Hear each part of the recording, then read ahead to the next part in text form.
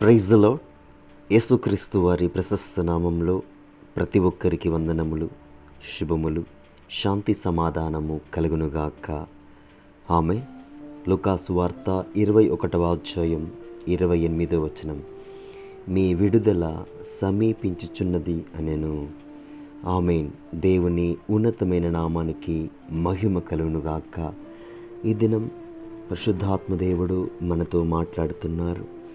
మరి నాడు యేసుక్రీస్తు ప్రభువారు శిష్యులకు గొప్పగా కొన్ని మాటలను బోధించి ఉన్నాడు. ఏ విధంగా రాకడకు సంబంధించిన ప్రతి అంశాన్ని కూడా క్లుప్తంగా వివరించి ఉన్నాడు. ప్రత్యేకించి మనము ఈ దినం ఈ వాగ్దానం బట్టి మనం ప్రార్థించినప్పుడు మనకున్న శ్రమ, బాధ, దుఃఖము, వేదన, ఆందోళన, ఆర్థికపరమైన సమస్యలతో పోరాడుచు అనారోగ్య సమస్యలతో వేదన పడుతున్నాము.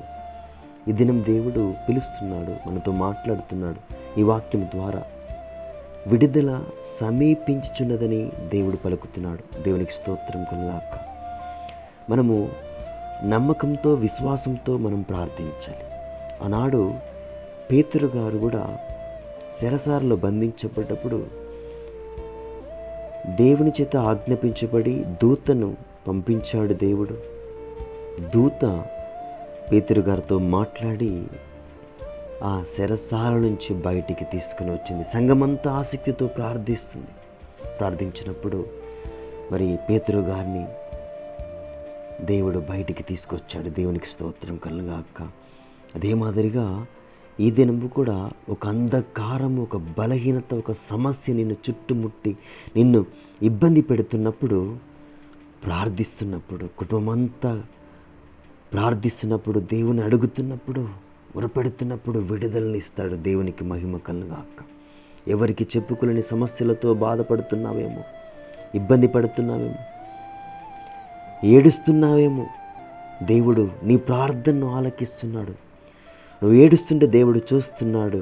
ఈ దినం మాట్లాడుతూ విడుదల సమీపించిందని పలుకుతున్నాడు. దేవునికి స్తోత్రం కలుగునుగాక.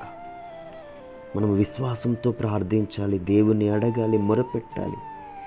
అడిగినప్పుడు దేవుడు గొప్ప కార్యము చేస్తాడు, అద్భుతము చేస్తాడు, ఆశ్చర్య కార్యము చేస్తాడు. దేవునికి మహిమ కలుగునుగాక. మన జీవితంలో దేవుడు గొప్ప కార్యం చేయడానికి ఈ దినం నాతో మాట్లాడుతున్నాడు. దేవునికి స్తోత్రం. విడుదల జరగబోతుంది, విడుదల సమీపంగా ఉందని పలుకుతున్నాడు. నమ్ముట నీ వలనైతే నమ్మువానికి సమస్తము సాధ్యమే అని పలికాడు. కాబట్టి